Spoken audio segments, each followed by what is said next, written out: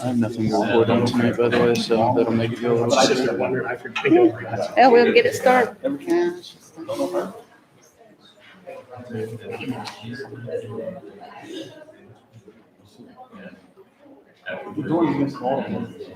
Yeah. You guys ready to start? We'll go ahead and start with the Pledge Allegiance. We're going to go ahead and stand for the Pledge Allegiance. I pledge allegiance to the flag of the United States of America and to the republic for which it stands, one nation, under God, indivisible, with liberty and justice for all. We're going to start our meeting off with the recognition of visitors. Do we have anybody? No. Okay. No, okay. And then we'll just start with the student recognition. Are you going first, Mr. Walker? You going for Ms. Hutchinson too? Yes, ma'am.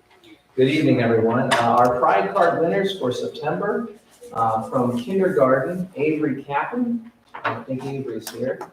Avery is always showing the Viking way. She is always doing what is expected at school and being a kind friend. Nice job, Avery. That's from Miss Kirkbride, kindergarten. And then Madeline Phillips. Come on up, Madeline. In first grade, she got a card from Mrs.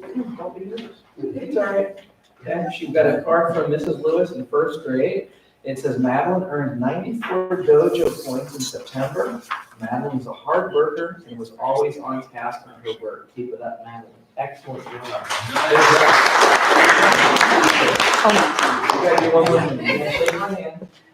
All right, take this. Now then you gotta do something. See all these scary people? Go give them a high five. Okay? Walk back to them. Oh.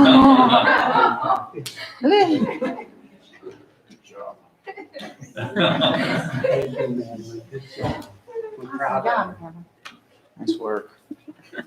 Oh, man. A lot for a little one. Yeah. Good job. Yay, boy, that's a quick walk back. All right, Brooke, you're next. Come on up, honey. Brooke Hart is in second grade, and her teacher, Mrs. Moon, gave her a card. It says, Brooke is always ready to help. Both the teacher and all her classmates thank you, Brooke. Excellent job. All right.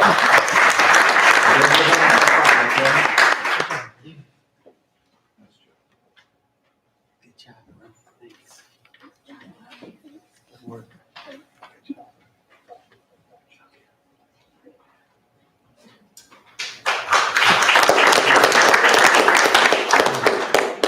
From third grade, Lacey Bailey received a pride card from Mrs. Nicola. It said Lacey showed leadership skills by preparing a mayor's speech and successfully leading her city during a social studies unit. From fourth grade, Hayden Mays received a card from Mrs. Pusateri and Miss Jill. It says, thank you, Hayden, for often volunteering to help sweep the floor after eating at lunch. You're a great example of the Viking way. Wyatt Miller's here. Come on up, buddy. From fifth grade. Wyatt received a card from Mr. Hamilton. It says, very hard work. I like his work ethic. Kind to others. I believe he is a leader. Never complains. Great young man. And I will add, he's a great sport at basketball. I played with these guys at recess yesterday, and Wyatt was right there with us the whole time. So congratulations, Wyatt. There you go. Good job.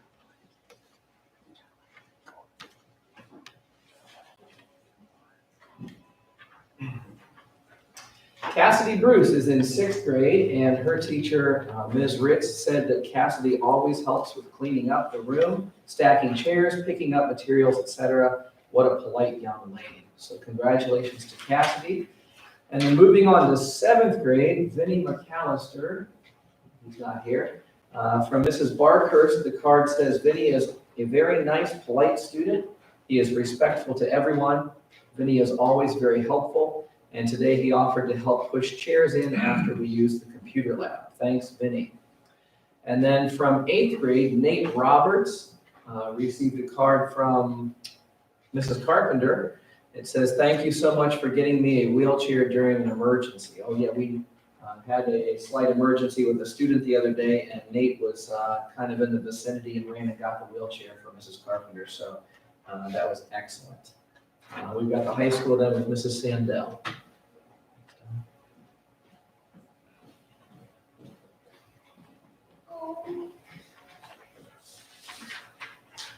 You'll want your glasses up here. All right, in ninth grade, we have Jennifer Saplinski. She's here. This is from Mrs. Savada, who happens to be here this evening. Jennifer smiles as she walks into class daily. She is such a positive force. She has been very helpful on a daily basis, both to me and her classmates. It says, thank you, Jennifer. And then in the 10th grade, we have Logan Kenzinger. This is from Mr. Negron. In recognition of Logan for his enthusiastic and realistic performance in the role of helicopter pilot during third period American history class. We have in the 11th grade, Christian Sasanowski, who is here with us this evening. Come on, Christian. This is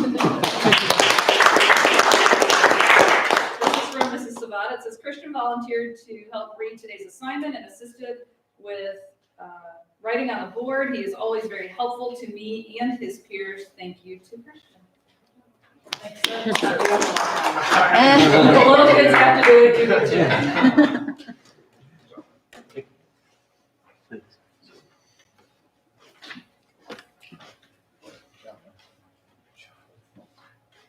And our last one, our last one is for Josh Mohan for his assistance in filming the morning announcements as part of the news team. His personal touch helped bridge communications between the school and the student body. Thank you. Well, we're going to get on with the regular meeting. If you came for Pride Cards, you guys are not obligated to stay through the meeting if you don't want to. I mean, you're more than welcome. We would love to see you.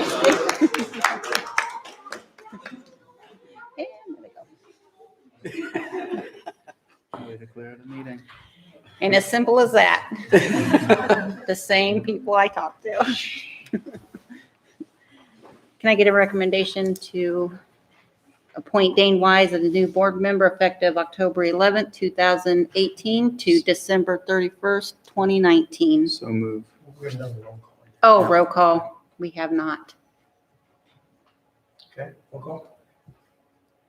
Mrs. Brock, Yes. Mr. Pusateri, Here. Mr. Fleischer, Here. Mr. Gum. Here. Good job. Now can I get that recommendation? Yes, you may. So move. I'll second it.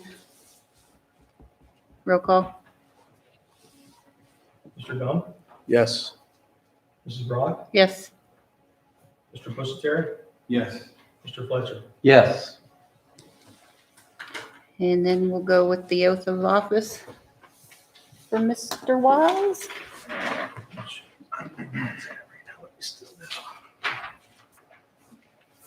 Okay. Do you solemnly swear that you will support the Constitution of the United States and the Constitution of the State of Ohio, and that you will faithfully and impartially discharge your duties as a member in and for the Waterloo Local Board of Education of the Waterloo Local School District, Portage County, Ohio, to the best of your ability and in accordance with the laws now in effect and hereafter to be enacted during your continuance in said office and until your successor is elected and qualified? I do. Congratulations.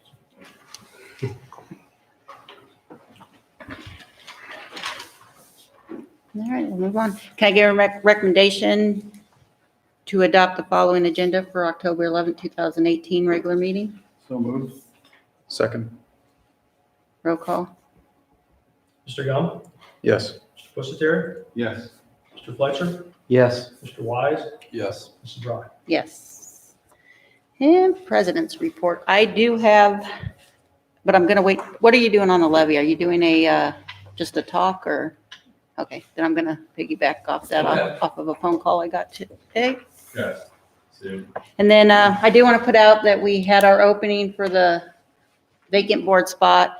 We had many candidates. We went through several days of deliberating and interviewing, and that's how Dane Wise got here. I'm pleased and happy. I think we got somebody that can connect with our community, hopefully, and help us as a group continue with our education at Waterloo. And I do want to recommend, not that anybody's here listening, that those that did interview to please, next year this time, run for the elective office. And we'll go on to your report, Mr. Bremen. Okay, well, I was gonna introduce our new board member. This will be the third time now in the last 5 minutes, so. And let's see how good my memory is. You're a graduate, 2005, right, from Waterloo? You have 2 children. I do. Work at Sarchones. You were a graduate of Case Western Reserve Law School. And after that, I can't remember anything, but other than the fact that we were all pretty impressed with your answers the night we met, so we're happy to have Dane on board. So with that, I'm going to move on, but welcome, Dane. Thank you for coming tonight. Another thing I want to thank a gentleman by the name of Gene Mills. I don't know if we've ever done this before, but every year he represents Ravenna Rotary, and he donates dictionaries to our entire 3rd grade. And I was standing outside on bus duty, and I noticed all these kids holding dictionaries, which, you know, that's kind of mind-blowing to see that anyway. And so I started talking to kids about it, and they mentioned, and I thought, oh, that's right. So I did a little investigating, found out the gentleman's name is Gene Mills. So we wanted to thank him publicly for doing that. He does it every year. He's happy to do it. I haven't talked to him in a couple of years. I mean, he first 2 years I started here, he'd always call, we talk about it, and I pretty much said, hey, just drop him off. I think it's an awesome thing, and I did mean to thank him publicly before, and I'd always forgotten until now. So thanks, Mr. Mills. We appreciate that. Now, I have a packet I gave the board. You can take a look at our, a couple things very quickly. I could spend 2 hours talking about this. I'm not going to do that, thank the Lord, but I am going to go through this very, very quickly. And I have a PowerPoint, so you guys out there can see it as well. I put this part of this out on Facebook and through email, and just so we can get more and more people to see it. I'm going to go over it in more detail with our teachers on Monday for our waiver day. But just to give you guys a look at how we're doing as a district, and very quickly talk about the levy. Here's our report card that we got from ODE. You can see our district scored a C, earned a C. All this is very questionable and debatable. I will say that up front, but our district earned a C. Just as a matter of reference, 9 schools out of the 646 school districts in the state of Ohio earned an A, 9 out of 646. 555 of those 646 earned a D or an F.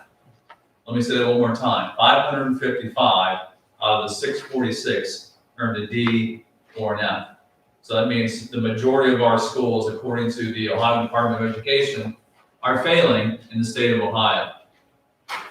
That's why I say I take this report card with a grain of salt, but we're going to go through it very quickly. As I say, we earned a C. I was happy with that to a degree. We improved from last year, and yes, you can see if my daughters brought home a report card that looked like this, I can't say that I would be thrilled with that. But for the achievement grade, and we'll go through that, the first page, the first from the report card was an achievement component. For the district, we earned a D. That is comprised of 2 parts. The first is the performance index, where we scored a C. And the odd thing about that, if you take a look at the performance index, you can see it has advanced plus. We had 0 students that earn the advanced plus range, and then it goes down to advanced, accelerated, proficient, and so on down the line. We had 66.2% of our student body score proficient or higher on testing. All right, 66. So, the majority of our students were proficient or higher, and yet our component score is a D. To me, that's very frustrating. And here's why. With the indicators, we only passed 5 out of the 24. That's pretty abysmal, and we're working on that. We talk about it all the time. The administrators and I talk about what do we have to do to improve that particular. That's something we can control. And we're working on that. The teachers work very hard preparing the students for that last spring. I will say this, that the cutoff range in the old days with the OGT, to pass a math OGT for 10th graders, you'd have to score, 38%. 42%. Now, across the board, and without any discussion, arbitrarily, the state has said every cutoff line is 80%. So if you didn't score an 80% or higher, that child failed that particular indicator. So the old days of the OAAs, the OGTs, that's definitely gone by, and we're working on a different scale here. But I do have faith in our teachers. I have faith in our administrators, and more importantly, I have faith in our kids that they're going to work at this, and we'll see some improvement. Does this mean that you're a failing school if you have a 5 out of 24? No, of course it doesn't. We have a lot of great things going on here, but you'd like to see a better job done with the indicators, and we're going to work on that. So overall, our component score was a D. Next, we have a progress component. Waterloo earned a B in this component. This component was closely at the growth students experience based on past testing. I believe it's in increments over the past 3 years. So overall, that for our students, we earned a B with gifted students. And again, we're talking, when we get down into the gifted students in the lowest 20%, students with disabilities, we're talking about a very small group of kids that if 1 or 2 or 3 or 4 don't do well, it can really be damaging. Say if we were at, if you're at Mentor, or if you're at Brunswick, or if you're at Brecksville, you have 15 kids who don't do well in gifted, that's not going to crush your overall component score. But when smaller numbers, you are definitely dealing with higher stakes. But overall, we scored a B. And I'm going through this very quickly. If you have any questions, feel free to stop. What's going on? Okay, and just to get a look, and this is a neat way of seeing how we're doing with progress. I'm a visual person, so you can see on the right-hand side, I'm not as astute with technology as Mr. Walker, as he's probably, he was making fun of, that's, I expected that. But on the right-hand side, green is good, and you can't really read the bottom of that, but the very bottom, it says students that made more progress than expected. That's a dark green. The lighter green is students made more progress than expected. So when you look at all grades, 4th grade, 5th grade, 6th grade, 7th grade, 8th grade, and high school, the hope is that you would see a lot of green. We do see a lot of green for 4th and 5th grade and 7th grade. Coincidentally, with the indicators, that's where we had our most success, was in the elementary. You can see the 8th grade. Then if you have any red or dark red, or I guess it's orange, I'm getting colorblind, my old age, I suppose, but having orange or red is not a good thing. So you can see we have work to do, and there's always going to be work to do, but there's work to do with the 8th grade, not with the teachers, but maybe that class, if you see red, the good thing is we can check that out. If you see red year after year after year, it's not the kids, it's what's going on in class. Well, how can we do things differently to show some improvement? And if you see, in the 4th grade and the 5th grade, we tend to see green year after year. Well, you know that when they're green every year, and then those same group of kids go into the next few grades and it becomes red, that tells you something. We need to take a look at what we're doing in class and make those adjustments. And that's not a bad thing in my estimation. It's not saying, hey, what are you doing wrong? It's okay. We see there's a situation where we need to improve. Let's improve. What do we have to do to get better? So. I don't mind this kind of thing because it does base it over the past few years, and it does give us an indication of where we're at as a district. I'd rather see that than have an arbitrary, F, D, B, which doesn't really mean a whole lot in my regard. At any rate, for progress, we scored a B as a district. For gap closing, overall, we scored a D, and that's annual measurable objectives. How do we compare at all levels? The goal is to have each subgroup perform in high levels. Now, here's the maddening part of this, and this is what, unless you dig into this, you really wouldn't get that. We score a D as an overall grade, that's what everybody sees, right? But if you start looking at our particular scores, and take a look at this, for English language arts subgroup scores, we are a majority Caucasian school, they label us white students, 88.1% did well. All students, 88.2%. Economically disadvantaged, 83.2%. Students with disabilities, 56.5.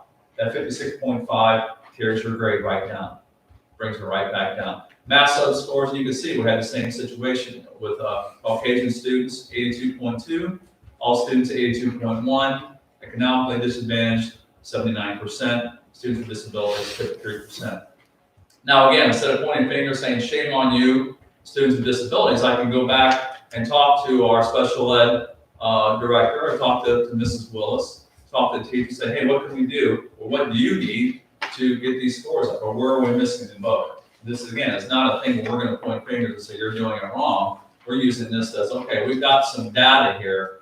How can we get better? And that's kind of the steps that we have been taking. We will continue to take until we get this improved. The graduation rate, I'll go through this very quickly. This is an important, in my mind, there's nothing more important than the graduation rate. That's the end game. You know, all this other stuff with the at-risk third grade reading and gap closing and all these things are nice, I guess. It doesn't really mean a whole lot. What really means it the most to me is, are we getting our kids through and getting them prepared and getting them to move on to college or workforce or the armed services of some kind? And the answer to that is a resounding yes. 4-year graduation rate, 90.9%. We were just shy of an A. We had a B for the 5-year graduation rate, which is just a handful of students, 4 or 5 students really, right? It's usually that number. We had 96.8%. And I think we've done a great job. The states put more obstacles in front of the high school to make it more difficult, quite frankly, for us to get kids to graduate. And part of that is, you know, having really damning the schools for poor attendance by the students. It used to be we'd have more help from the outside. The outside realized from a variety of methods that they couldn't get students to show up more. So we've improved in attendance, and consequently our graduation rate has remained pretty high. And that's good. All right, on we go. And you guys, again, if you have questions, let me know. I'm going through this very quickly. Improving at-risk K through 3 readers. How many 3rd grade readers met the 3rd grade reading guarantee requirements for promotion to the 8th grade? Again, at the end of that school year, we had almost 85% of our students moving on for promotion to the 8th grade. If any of these things are important, these two, I think that is important. You mean 4th grade? Moving to the 4th grade, yes. How many 3rd graders scored proficient on the state English language arts test? 53.8%. When do they take that test, Mr. Walker? That's the spring score. They take the test in the fall and the spring. Okay, But that's the spring percentage. that was 53.8%. Correct. I guess the most important thing is when we have half of our kids scoring proficient, that's important. We need to improve that. But the other part, in my mind, the more important thing is that 3rd graders are meeting the requirements to be promoted to 4th grade. They're doing what they have to do to be successful, the majority of them, and they do end up doing that. I don't know how important this particular component is. You know, my own personal feeling is that it's not really that important. You're asking very, very young kids to manipulate a mouse and be able to take a test and show that they know how to be proficient in language arts. I guess, yeah, the state's saying that's important, so we'll treat it as such. But I don't know. There's other things that are part of our report card that I value and I look at it with more importance. But we have 84.4% of our kids moving on to the 4th grade. The next thing is prepared for success. I should say the last thing. This one makes me chuckle a little bit. The number of students that earned remediation-free score in all parts of the ACT or SAT, earned an honors diploma, and earned an industry-recognized credential. In this particular component, you can earn bonus points if you participate in any of those things that are listed there. Now here's the crux of the matter is this: if you are a wealthy school and you have lush programming, then you're going to have international baccalaureate classes. You're going to have advanced placement classes. You're going to have dual enrollment participation from here to the moon. And not only that, when you do take the advanced placement courses, you're going to score well on the advanced placement exams. You also get bonus points for that. When you are, in my mind, this particular component is tied directly to the wealth of the district. When you're a wealthier district and you have lots of programming, and you have lots of opportunities for students, then you have them engage in these things. When you have them engage in these things, you score higher points through the state, and thus you have a higher grade. So again, if you're a wealthy district, this component is easy to score an A or B.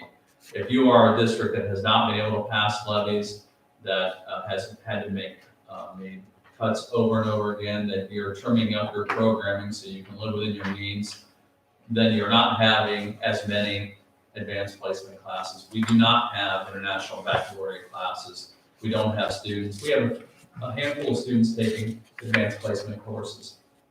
We do have students doing the ACT and ACT remediation. We didn't have any doing the SAT or the SAT remediation. So we scored consequently, we scored an F. And we will continue to score an F because it's tied to the wealth of our district until we start passing levies, until we can improve our programming, until we can get all these things like more AP classes, international baccalaureate participation, kids taking the exam and passing the exam.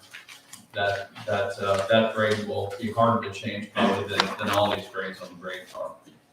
Okay, so that was a very quick and dirty summary of our report card. Go ahead. Can I ask about the prepared for success? Yes. If I read this right, this is basically the number of seniors who have earned a remediation-free score on ACT and earned an honors diploma or earned an industry. So if they get two of those three, just any one of those three? Right. Okay. But let me add to the ACT score, it's the junior ACT score. So they're taking the ACT to the juniors across the board, including our students who recognize that they're not going on to college, which are our students who have chosen the trade. So the kids that are at Maplewood, who have already, know that they're not going that route, they're forced essentially to take the ACT, and then their scores are figured in our overall grade as well. So it's a struggle because all of those scores are figured in, and we can't change that. But every high school has that problem. Right. So essentially though, we to pass this, well, to get a score, I mean, basically Improve the score. the percentage of 80 kids that do one of those things. Right. Okay. And the industry recognized credential piece, at Maplewood, there are 3 programs that would even offer them industry recognized credentials. So the programming, again, as Mr. Brady was saying, the programming is not available to what the state expectation is. So if you have 80 kids, 80 students, and 25 of them go to Maplewood, right away, You're you're pretty much, Then the law. okay. Yeah. Right. Unless the ones that took those 3 areas, but okay. Right. And And the ACT remediation free score now is 24, Oh, really? which is pretty high. And it has to be remediation free in reading, writing, and math. We don't even give the writing component as part of the ACT that we give here because the state doesn't afford it. Another part of the frustration of this is you think back to the old days with the OGT, when did they take that test? They took the OGT in what grade? Yeah, sophomore. So we have them here, we can work with them, we can make this all intensive for them, very, very much so here. Take the test and then they can move on to the career center. Kids who, I always, as a high school principal, was always very nervous if kids didn't pass in the 10th grade and then they went on to the career center. And this isn't a criticism of the career center. I mean, they don't have a stake in the game at all. It doesn't matter if their kids don't pass the OGT, or it doesn't matter if they don't do well on the ACT. Once they have them, they're concerned with getting them prepared for the workforce. So that's no fault of theirs, but it always made me nervous when kids went on. Well, now that is the standard for all of them. We're testing kids in the 11th grade year and they're gone. So that's been frustrating. But like I said, every high school has that problem. So we're not the only ones. I don't even say sour grapes and it's unfortunate for us. It's unfortunate for everybody.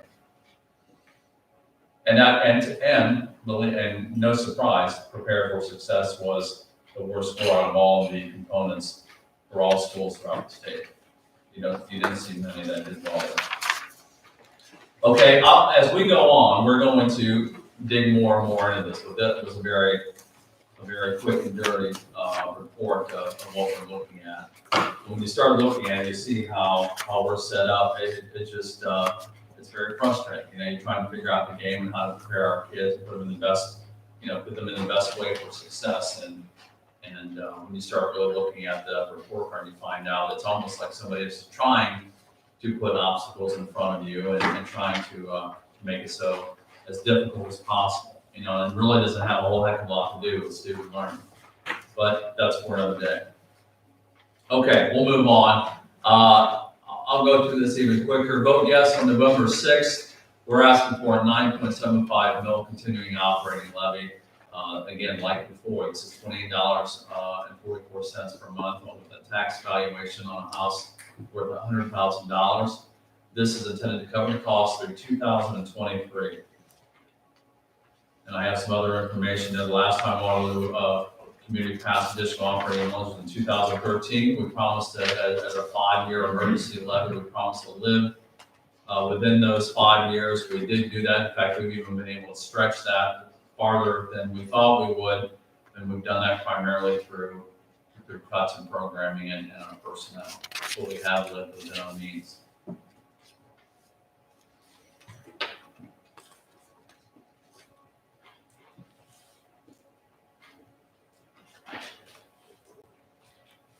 Oh, my, Did you turn it on? oh, there it is. I got it. This means that I'm talking too much per slide, so I'll speed it up a little bit. Thank you. The information, just to be clear, sometimes people get this, and I wanted to share this publicly, but we'll also see it. We're also going to see it online and through our handouts that 9.75 mils does not equal 9.75 million. What's the truth is that 1 mil does not equal $1 million. 1 mil in our regard in this community equals $168,419. So the 9.75 mils will bring in $1.66 million. Am I right, Todd? Per year. Thank you. Now, our expenditures, and again, with the era of being transparent, our expenditures go to salary and benefits, supplies and materials, capital outlay for equipment like buses, and anything with a useful lifespan of 5+ years. More impactful information. Sometimes I hear people in the community talking about, or they have asked, hey, why isn't the state doing more? You hear that a lot. And you hear not just in this community, but every community. Why isn't the state doing more? There's too much pressure locally to sustain school districts. And I have this online. I can spend hours and hours talking about the DeRolf decision from 1997. In fact, there's been 3 DeRolf decisions where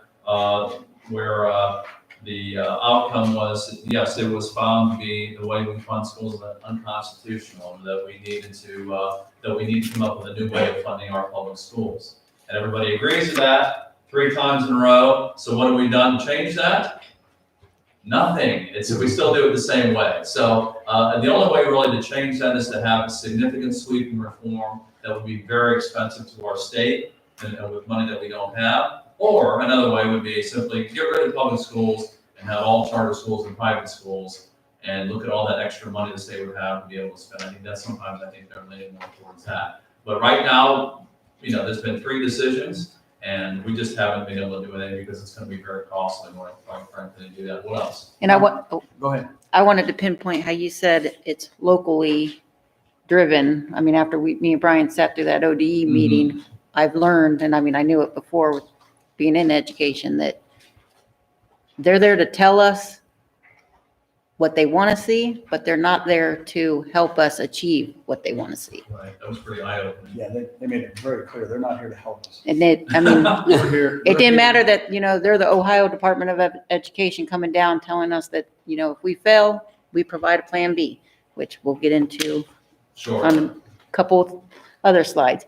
We provide plan B, but they don't want to be part of that plan B. They just want to see the paper, but it has to be us saying it, not with any guidance of them. I mean, they're not going to be the help. They're not going to be the voice with us. I found that very frustrating, very frustrating. Very much so. And they want us to, they're going to tell us we have to have a plan B, we're gonna have to give it to them, they're gonna approve it.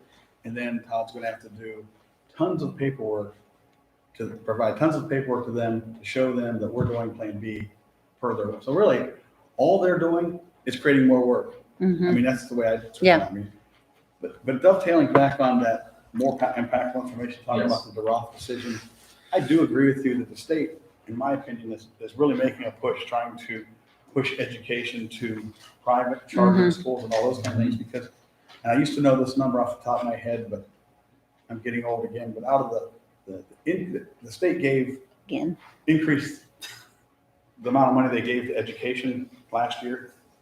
And out of that, like 85% of that money went to private, charter, Yep. all those kind of schools. The average public school student in Ohio got like $260 increased revenue out of the state. And the other 80 or 85 or whatever percent it was certainly above 80, went to private and charter schools and those kind of things. So, but yes, failing charter schools that don't play by the same rules that we play by, and so on and so forth. So, I mean, I agree that is a push, and I have that article. I'm sure it's on my phone. I can find it. But anyhow, that was a very eye-opening. Yeah, very frustrating. Yes. So that's what people should really be upset about, is the fact that the state's taking your tax dollar and giving it to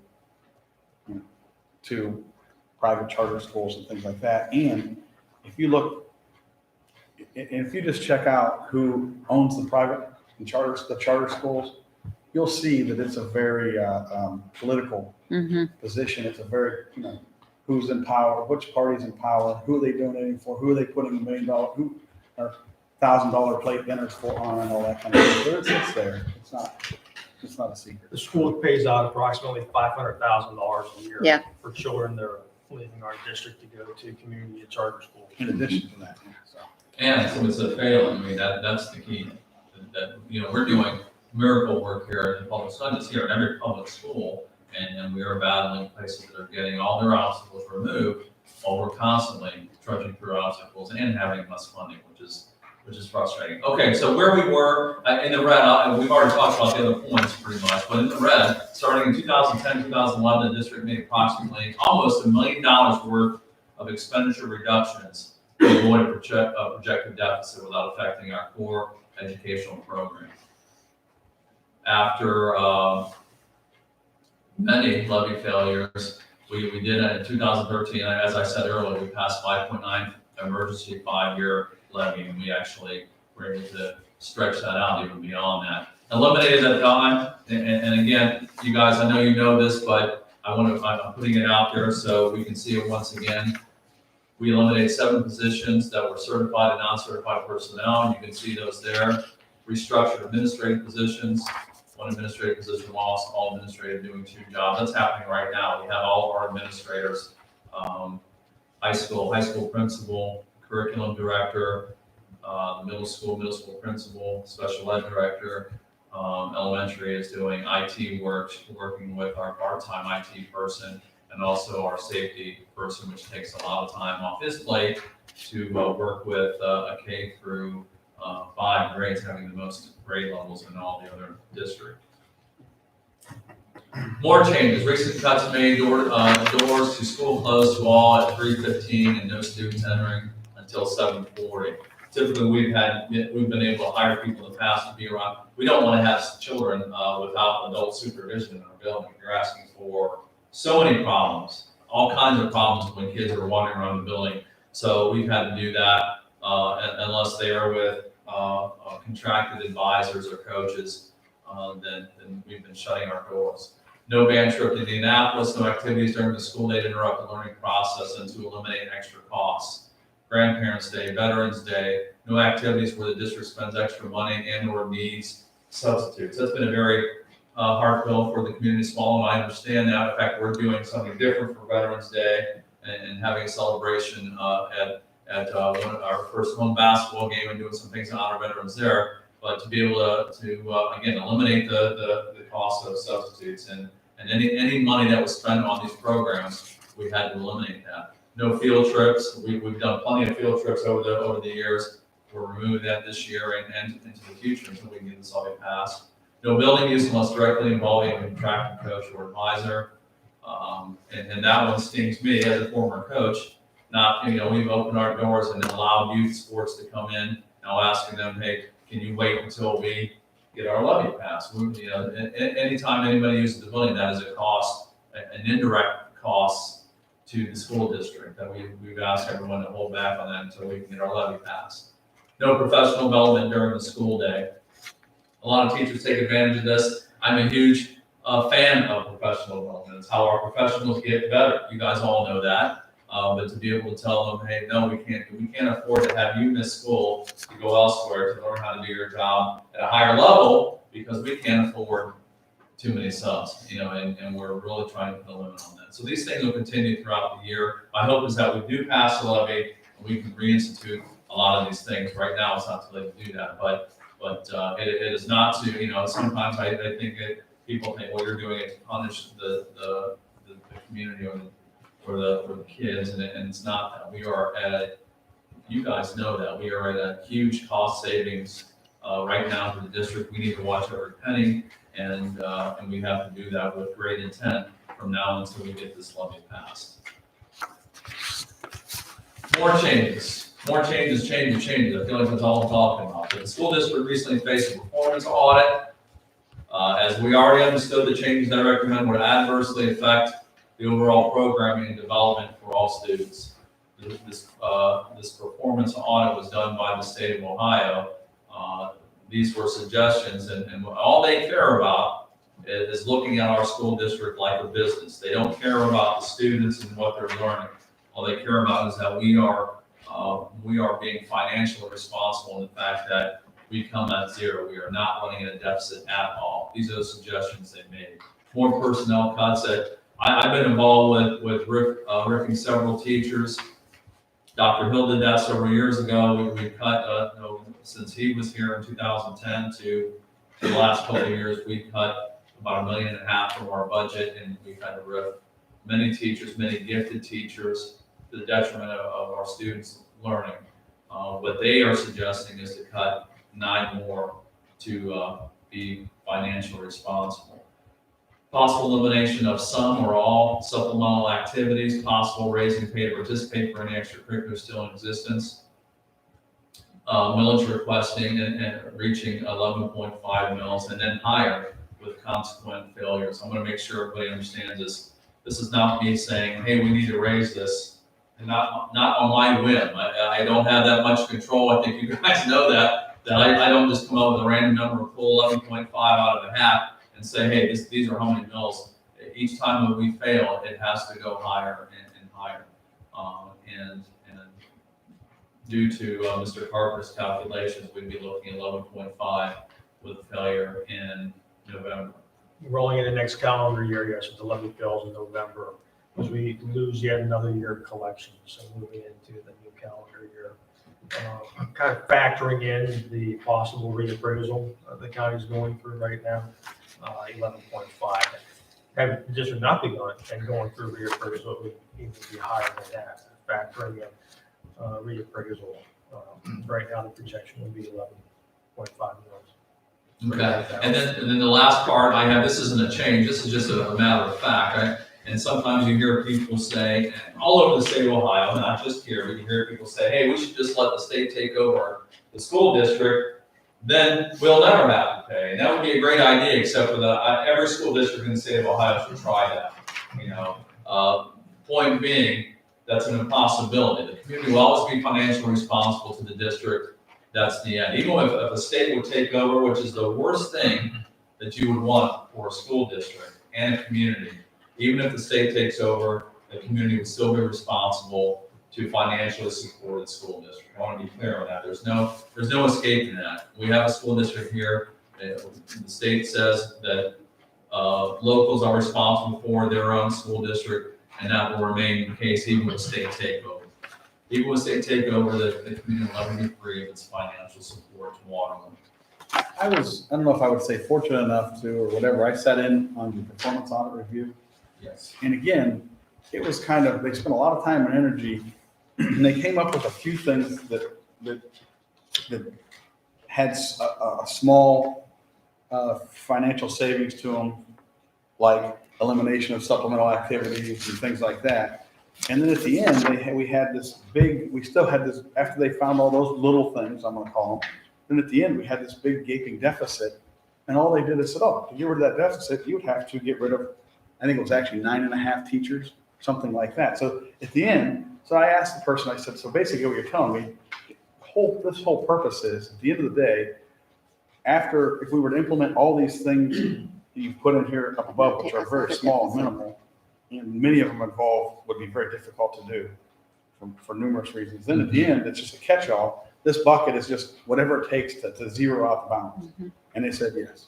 So, and it was no, there was no care for, if we realistically reduce 9 staff members, what that would do to us educationally, where we could do that. I personally don't think we can even do that. But anyhow, just a little bit enlightening and also disappointing just to hear that whole performance audit and what they did. The good news was they didn't find any huge sums of money there where we're misspending or we're operating pretty well from the review. So Yeah. that was kind of nice to see. They pointed out all the things like the money we save by sharing a treasurer, and how we also save money by our treasurer being our school and our treasurer being the fiscal agent for the insurance consortium and all those things. They did point out some of those things as nice, that we do are very financially sound. But, Yeah, and I think, again, the thing we want to remember is that they don't care about the students, they don't care about any aspect of that other than being at 0. That's it, no deficit whatsoever. So, we were looking at like, well, that's crazy, and it's ignorant. There's no way we would do that, but that's what they would expect.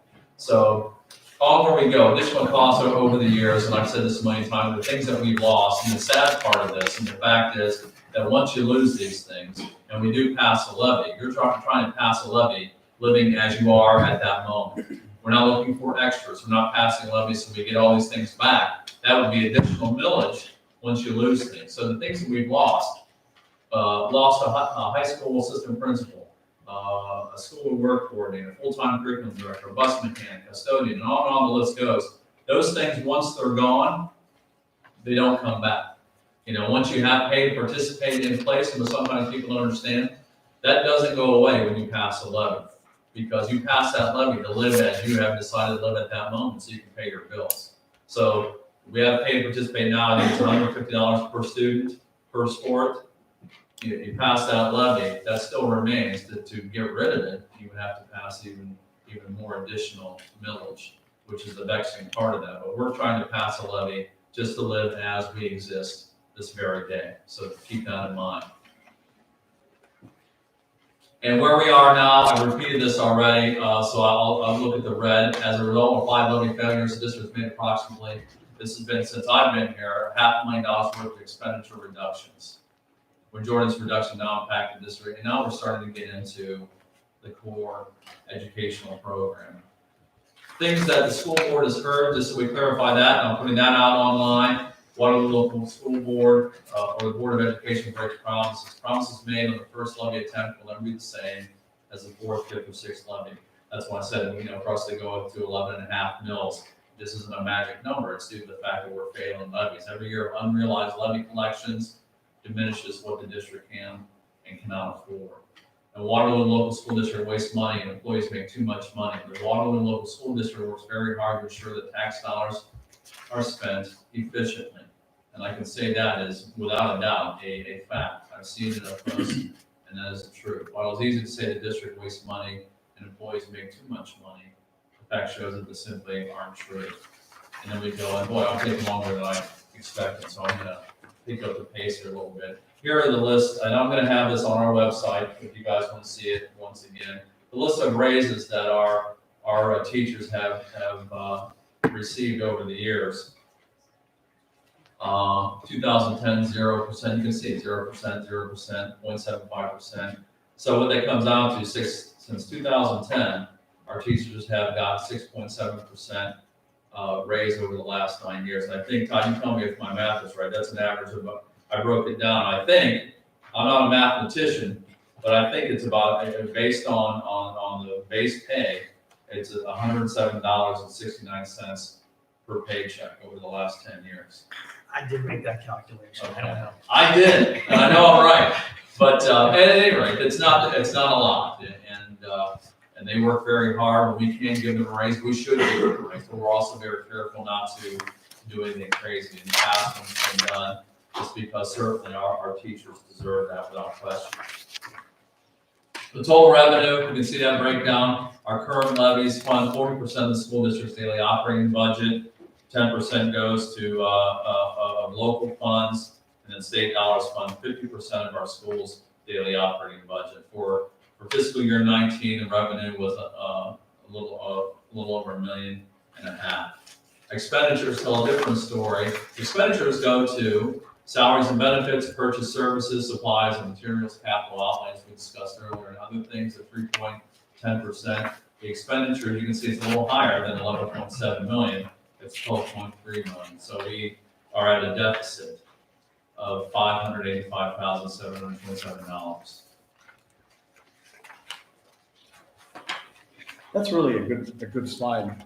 If you look at our expenses, and by the time we take care of what we're contractually obligated to do and what we're required to by state, there's about 2%, I'll call it, somewhere between 2 and 4%, correct me if I'm wrong here, Todd, of discretionary spending at the most. So there's not, the people that think we're wasting money, there's not really, if we completely blew that 2%, that's still not much, there's just not that much out there that we can, for discretionary spending, that we have that much control over. That's true. Average teacher salary, in case anybody's out there wondering, and when people are struggling to make ends meet, when they're living in poverty, you might look at a teacher and say, well, that's crazy how much they get paid and the insurance and all those things. It's not fair. But this is the average teacher salary compared locally and compared statewide. Waterloo, an average teacher salary is based on 10 years with a master's degree. Waterloo earns $52,613. A similar district average is $53,643, so it's a little higher. Statewide average, you can see, is much higher, $60,432. Salaries and benefits as a percentage of operating expenses, you can see at the very bottom. We are far below the statewide average. Waterloo is at 83%. Similar district average, 72%. Statewide average, a little over 74%. And again, I'll have these posted everywhere, so you'll be able to access this and take a look at it a little easier than I'm going through it. Total expenditure per pupil. This is interesting and important to understand this. The expenditure per pupil takes into account the following areas, all those things: administration, building operation, instruction, pupil and staff support. The per pupil spending for Waterloo students, $9,570. Statewide average is $11,603. Similar district average, $10,182. So we're lower than average pay and also per pupil spending. Waterloo's per pupil is ranked 105 out of 607 school districts. That puts us at 502 school districts spend more per student. What that does, if you had a look at this, I remember when Todd and I were looking at this a year ago, the schools that we were above in per pupil spending were schools that were primarily from southeast of Ohio, and then up here Appalachia, down near the Athens area, which is very, very poor areas of Ohio. The next part, just to get a bird's eye view of exactly what we're looking at. Without a new levy, the district is looking at the following fiscal year balance. I've seen this a million times. For fiscal year 18, we were $106,000. 19, $756,000 in the deficit. 2020, 2.2 million. 21, 4.18 million. 22, 6.8 million. We are $6.8 million in debt. Let me tell you something, that's a pretty crushing number for a school district. I just want to point out real quick, I noticed a typo there. That should be starting with fiscal year 19 and ending with fiscal year 23. Oh, it was 23, That's okay. my mistake. All right, thank you for clearing that up. So we're a year off. The numbers are right, but the years are off? Yes, Okay, This current year, Todd, is fiscal year. 19. okay. Sorry about that, folks.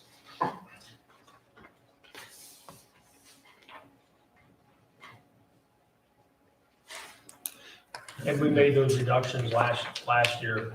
We're reducing staff to hit for fiscal year 19. So that's Okay. why we're at a positive balance for 19.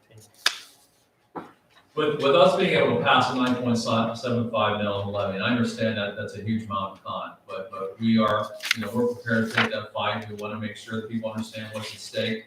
If we do pass it, it would get us through the year 2022, 2023, where I know people sometimes, if you see a no sign out there that says, hey, vote no again for Waterloo, maybe you've seen that sign, but if you see that sign out there, yeah, we do ask a lot. And we talked about that the other day. We're asking every August, every November, every May, it seems like. But the problem with that is that we're not getting it. And so we do have to continue to ask.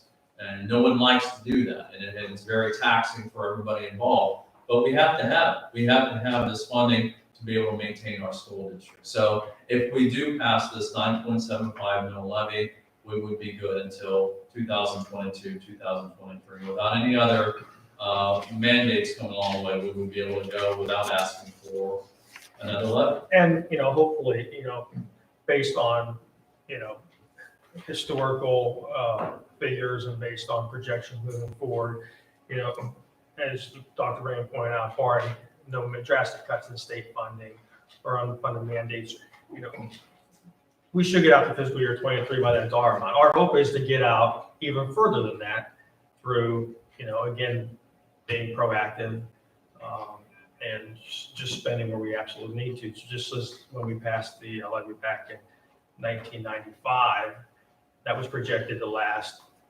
5 years, and it took us out, I forget, 18?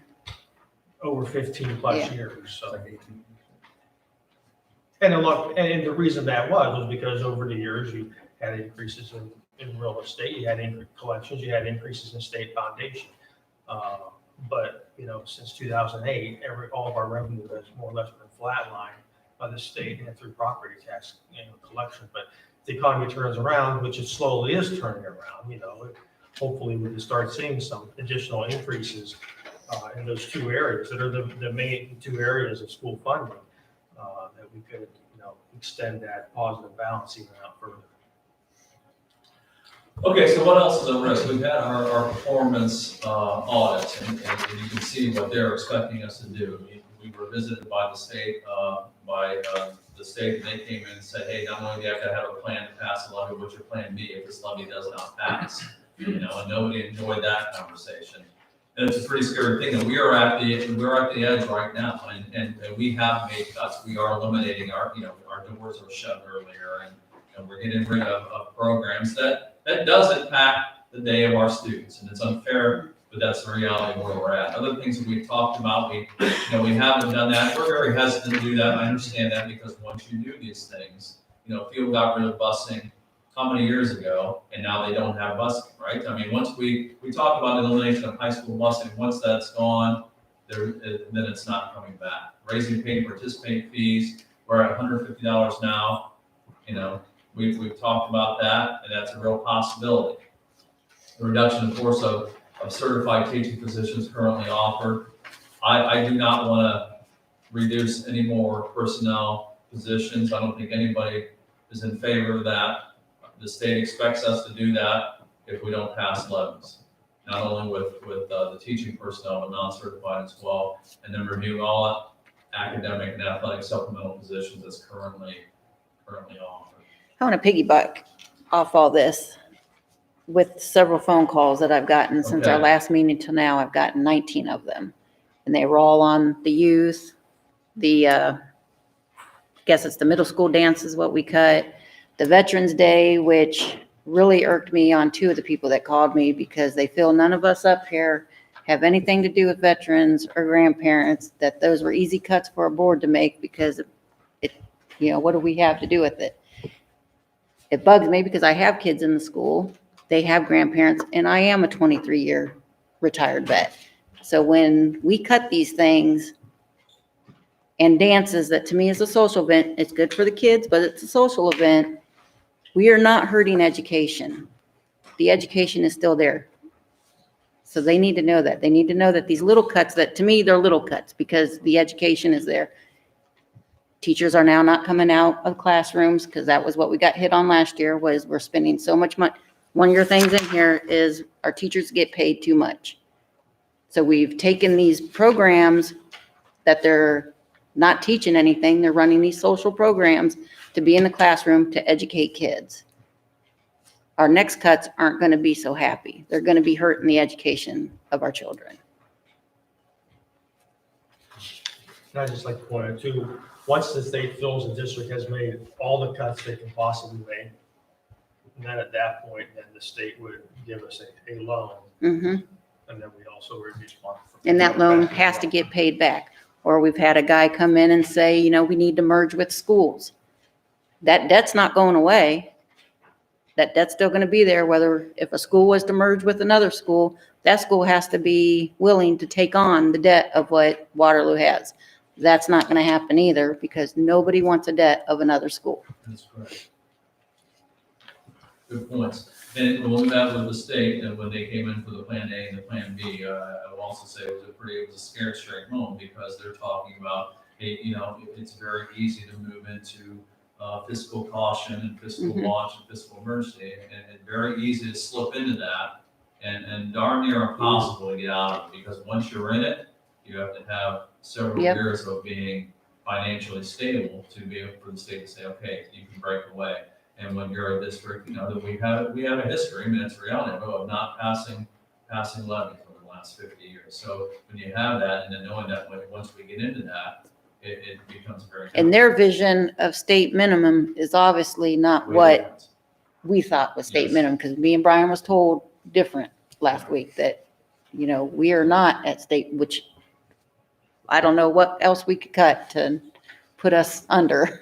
But to me, I think we're there. Well, we want to avoid that at all costs. That's the message I got.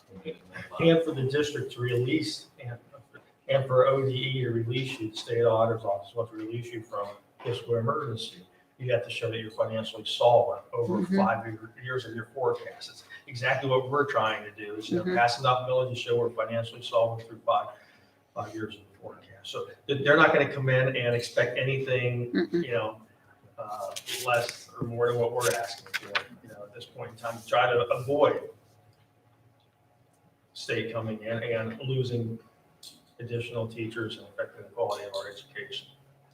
Okay, so to wrap it up, and it's not all doom and gloom. I want you guys to realize something that yes, our report card is not as good as we want it to be, but come over graduation last year, and how many, we had 85 graduates, and how much money did we earn in scholarships? Over $1 million. Over $1 million. So for a district that, you would think, oh my God, we're barely hanging on, but then you take a look at some of the success stories that we have, a lot of our success stories that we have going on in our district, and they are there, and they're very apparent. The scholarships these kids earned, that was unbelievable to me. We have all these obstacles going on, and yet we still have kids that are doing very, very well. And that's a great thing. That's the most important. That's an average of $12,000 per graduating senior. That's just using $1 million, so it was more than that, but that's almost $12,000 per student. Right? So if you voted for the 9.7 mils, 9.75 mils, from the time the additional money you would pay from the time the student enters kindergarten to the time the student graduates high school would not equal $12,000 unless you have an awfully big house. The vast majority of people in the community's properties, they wouldn't pay that. So there are great things happening here, and not only that, and in fact, I mentioned the administrators are doing 2 jobs. We can see in a teacher they're doing 4 or 5 jobs. They're juggling and they're helping, and everybody has a time when they're supposed to do a planning period. And how many times you'll see our teachers spending planning periods, tutoring kids, doing anything other than planning. You know, we're trying to help our kids get to the next level. Am I right, Mrs. Murphy? You do that once in a while. When was the last time you took a planning period? Years and years and years ago. Yeah. So, and that is fairly typical. I mean, there are a lot of very, very positive things going on in our district. Our teachers are committed to our kids. Our administrators are committed to our kids. Our aides are committed to our kids. I mean, we have a very, very good place. And I open our doors and invite anybody to come into the building at any point of the day and see all the nice things that are happening here. We do have a very, very good place, and it's worth fighting for. So that's why I'm going to keep asking until we get this thing passed. All right, anything else? If anybody has any questions, and this is going to be online, they can call me at work. I'm there every day. He's there every day. He knows more about the money part. If you wanted to ask questions from us and have your friends come in and talk to us, call us. Sometimes we have that. Sometimes they email us too. But, we're going to keep doing this until we get this thing passed. And I know we've missed the deadline to register was the 9th. The 9th. And, I mean, after we sat and plugged in names and people and who voted, we're just not getting people voting. They're not going out to vote. Right, that's the key thing. We need to get people out there just to show up and do it, to remind them. I think as a board, I think that one of the things that would be useful information to us and, would be as if Dr. Brayman would start looking at with the administrators, where do we have to go? I mean, as far as from a staff, because the state used to have this real convoluted formula where you had to have, there was 5 or 6 specialty categories, and you had to have like 3 of those, and it's like librarian and nurse and this and that. They've done away with some of those kind of requirements, but they still have some requirements as far as student to teacher ratio from K4, and then I think they have student teacher ratio K12, and they still have some ratios and some things like that we still have to fall under that will definitely Help us know where we will help us stand. know where we're at, because in my feeling is if I just knowing what we've done and what we've cut to, I'm thinking that we're pretty close to those numbers that we have. Maybe I'm wrong. I hope, maybe I'm We're wrong. pretty close. But we're pretty close, but I think it'd be good to actually go through and do that exercise and see kind of where are we at. Okay, And, and that would be good. That's good information to have, because, I mean, all the other things that the performance audit came up with were 1/10 or less, right? Probably less than 1/10 of the amount of money we needed to cut.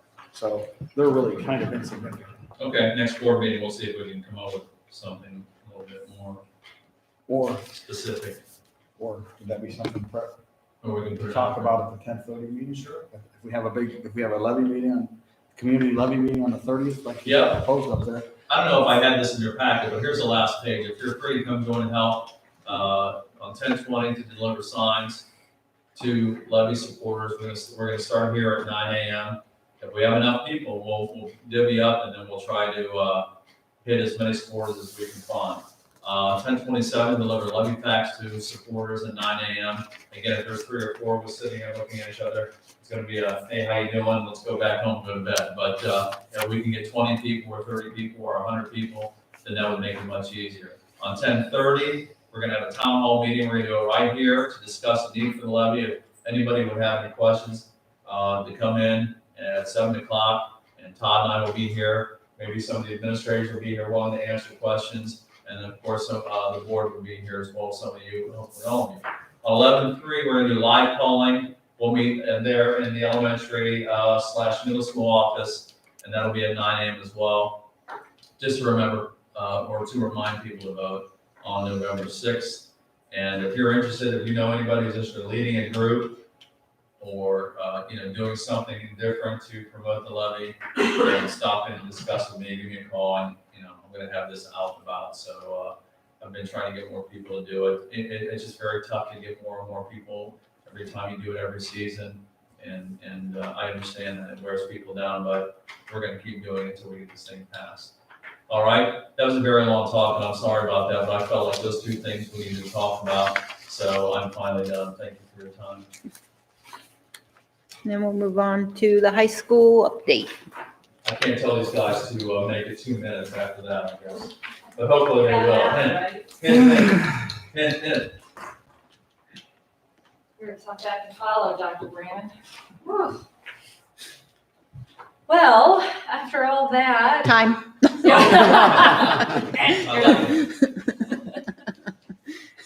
But I just want to point out, it's hard to listen to all that, and the feeling that you feel right now is the feeling in our buildings. And it's difficult, it's really hard, and it's hard to remain positive and upbeat, but we continue to do it. We come back every single day, and our teachers are here. We're really doing the best that we can in the situation that we're in. So kudos to everyone who's here every single day, just getting it done. Couple of things. I will go quickly. I will speak quickly. Portage County Teen Board of the Month. Our board representative for the entire county is Mackenzie Dean. She's our senior class president as well. So she travels to Maplewood, and she's going to represent Waterloo as for the county. Hopefully we'll get a couple of county teens of the month. The last time we did this, we ended up with about 2 out of the school year, but that's okay. We'll continue to do that, and she has willingly agreed to be a part of that. After all that, welcome to Amanda Courtwright. Amanda is in the back of the room there. Amanda is our new ELA teacher in the 11th and 12th grade. So she is here this evening with us so that we can introduce her to all of you. She comes from Akron, Springfield. She taught there for quite a few years, actually went beyond the classroom and helped teachers integrate technology into their lessons and into their classrooms. She then moved on to Arizona with her husband and children. So but now she's back in Ohio. I haven't figured out why. She needs the cold weather. right? But she's back, and we're happy to have her. She came from Springfield with some really, really high accolades. The high school principal there actually called me and said, if you don't take her, you're crazy. She was phenomenal, and if I would have had a spot to bring her back, I would have. So that was really nice to hear from Mr. Morgan. I wanted to kind of toot my own horn. That's kind of what this ends up being, but we received a grant for our new forensic science class. The Kent State Student Affiliates of the American Chemical Society, which is a large name of an organization, raised funds for Portage County high schools to purchase equipment for their science courses. And it says not just chemistry. I don't know why it says that, but that's what it is. I wrote that grant, and we were awarded $500 extra to spend in our forensics class. So we were very excited, and I told Mrs. Palmieri to start her shopping list. So as soon as we receive that, they actually want to come and present us with that check. So we will get rolling on that. We had our pep rally on 9/28. It was great. We actually, they took our pride card winners and incorporated that into our pep rally, and the student with the most pride cards then got to pick which teacher got the pie in the face, but there were 3 teachers up there, and we didn't know which one was going to get it. So that was fun to watch that all happen in front of us. Homecoming was a great event. That was just last weekend. Our professional development yesterday on test anxiety and testing strategies went very well. So that was, there was about 37 teachers that attended that yesterday. Our waiver day is this coming Monday. We have a slew of offerings for that. So that will be Monday the 15th. Jostens is here next week meeting with our seniors already for graduation stuff. So it just blows my mind every year when they show up that we're already thinking that far ahead.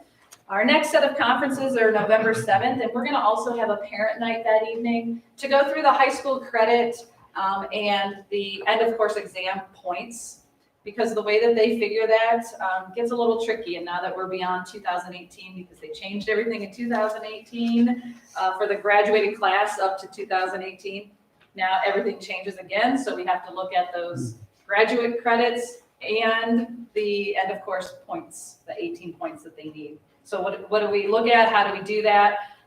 We're going to walk the parents through that because I think it's really important. We did that with our staff just last week, where they actually went through and did credit checks on students and looked at their end of course points. So it was really helpful for the staff to understand how that's all done. But I think it's just as important for our parents. So I'm going to hold that night in November. And then we have our College Credit Plus program with Kent State and with Youngstown State coming up, where we'll also do a FAFSA night as well, because if you know anything about the FAFSA, it's mind-boggling. Yeah. So we're going to do all of those things coming up in November.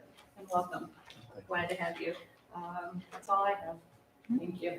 And I promised Amanda it would be about 10 minutes from the beginning of the meeting. So thanks. Next, she picked a bad one. But she can leave now. Mr. Walker? Good evening. I'm pensioning for our middle school principal, Mrs. Willis, who is in a IEP meeting this evening. But she just asked me to read through a few things. And if you recall, last month I asked you to support the elementary school fundraiser and buy stuff from them. Now I will encourage you to buy from the middle school fundraiser. They're selling Zappa Snack and Auntie Anne's pretzels, many more things, and that is running through October 22nd. So if you're interested in any of that, see Lauren or any middle school student or teacher. The middle school cross-country runners finished their season recently at the Mahoning Valley Athletic Conference Championship.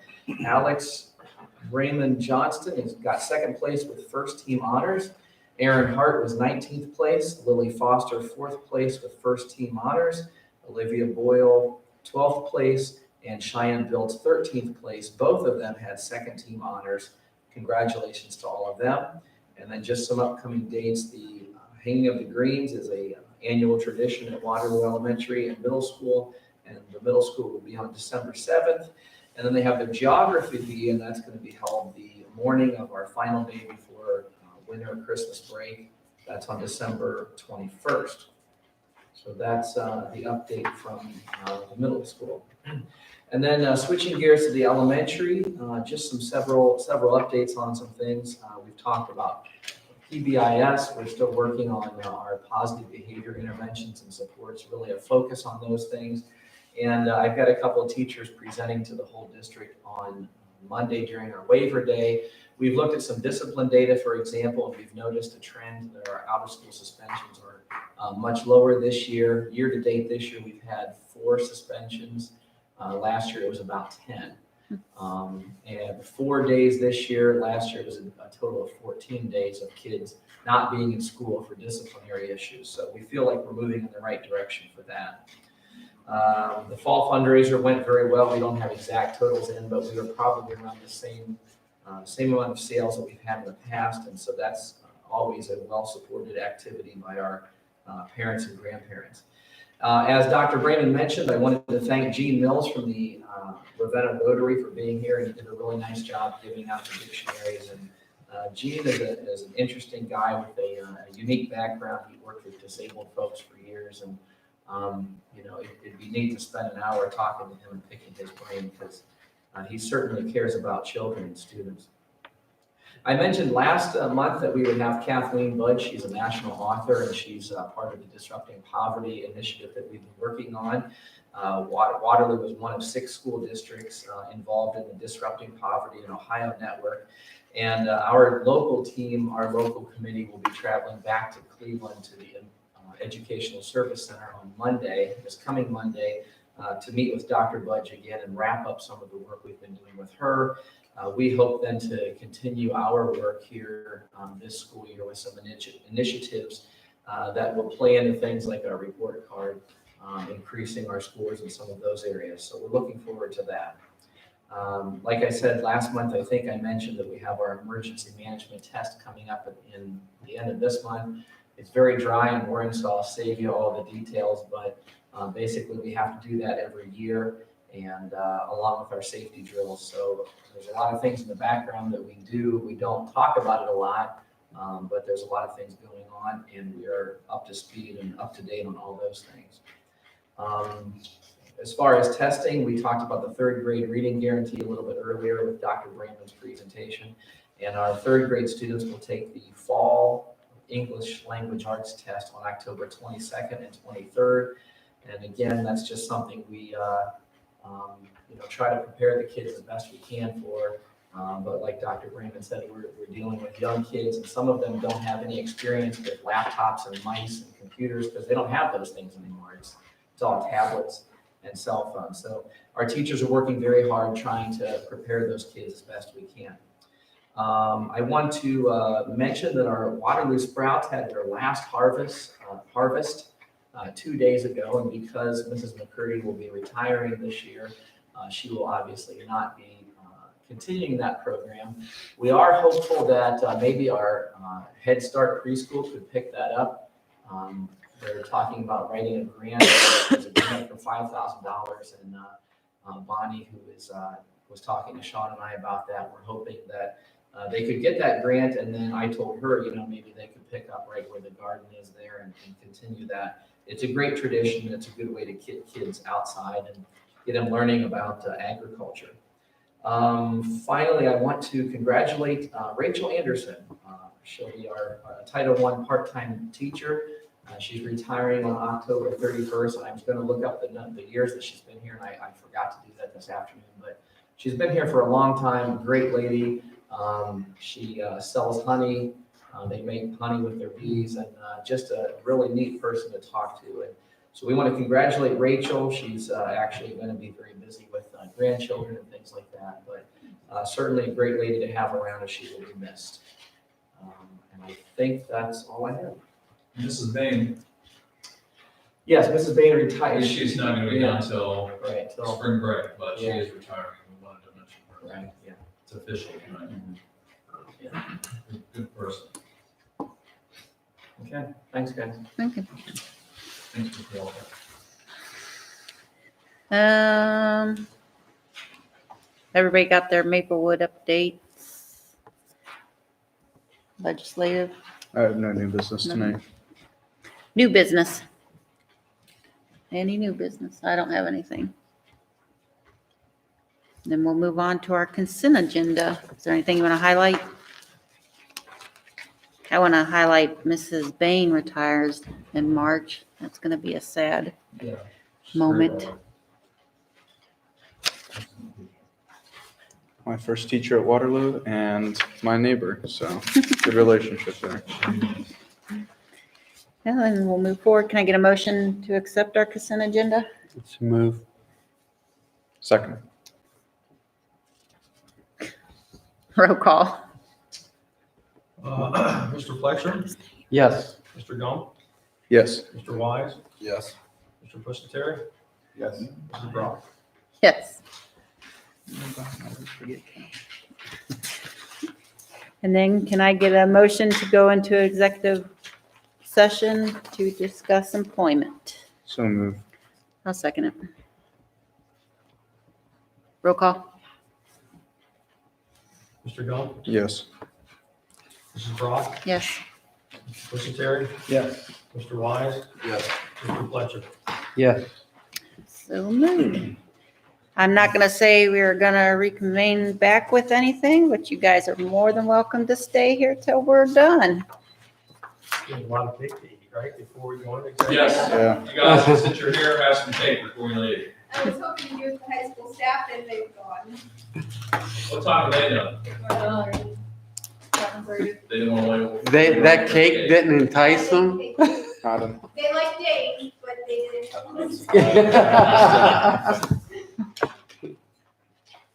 We have to treat them wise. It's out there. You gonna get some? You're looking like, Well, Dave, it looks like you're taking a lot of cake home. Oh, no, I'm a cake-free household. You're what? I'm a cake-free household. You are? There's- Yeah. They could be getting that kind of wise and then, or, No, I'm serious. We're I know. well, the possum's gonna be good tonight. Oh, my God. So much cake. It says congratulations, Dave.